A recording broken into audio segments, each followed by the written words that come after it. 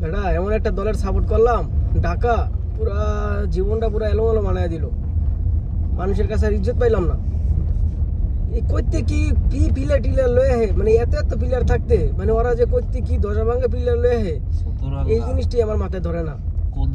আরে ভাই মনে করো যে শাকিব খানের মনে করো যে একটা দল, শাকিব খানে এই ফার্স্ট টাইম মনে করো যে এই বাংলা ইয়াতে আইছে, ফ্র্যাঞ্চাইজিতে আইছে, তো ওর তো উচিত ছিল ওই রকম একটা দলই গঠন করার।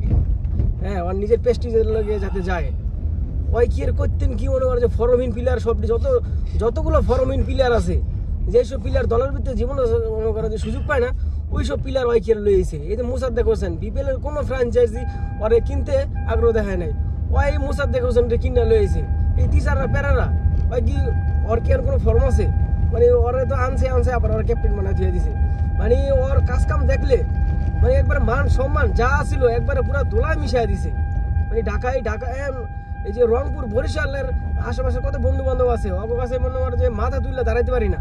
মানে এমন একটা অবস্থা ওরা করছে, মানে ঢাকার যে এমন সর্বনাশ, এই সর্বনাশের এখন এটার কি সমাধান হইতে পারে? কি সমাধান হইব? এটা মান সম্মান সব শেষ।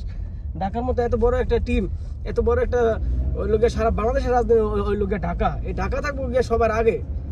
এটা এখন আজকে ঢাকার এই অবস্থা না, পুরো মান সম্মান একবারে কিছু রইলো না। শাকিব খান, তোমার যদি টাকা পয়সা না থাকে তুমি কিলে দল লইতে যাইবা, আর যেহেতু দলের তো আইসো, তুমি মনে করো যে হাড়িটার পিলার লইবা, একবারে পুরা মনে করো যে চমক লাগাই দিবা। তুমি হেডা না কইরা কইতেন কি ফরমহীন পিলার লইয়া আসছো, খালি মানে নিজের নামটা দিছো যে ঢাকা, তুমি ওই যে বিপিএল ভিতরে নিজে একটা দল রাখছো। আরে ভাই, দল রাখতে হলে ওই রকম ভাবে টাকা পয়সা গুছগাছ কইরা ভালো ভালো প্লেয়ার গুলো পরামর্শ করে কেমনি কি করা যায়। তুমি যদি খেলাধুলার ভিতরে নতুন, তুমি ওই রকম ভাবে মনে করো যে খেলাধুলার ভিতরে নামবা একবার সবকিছু রেডিমেড হয়ে নাম।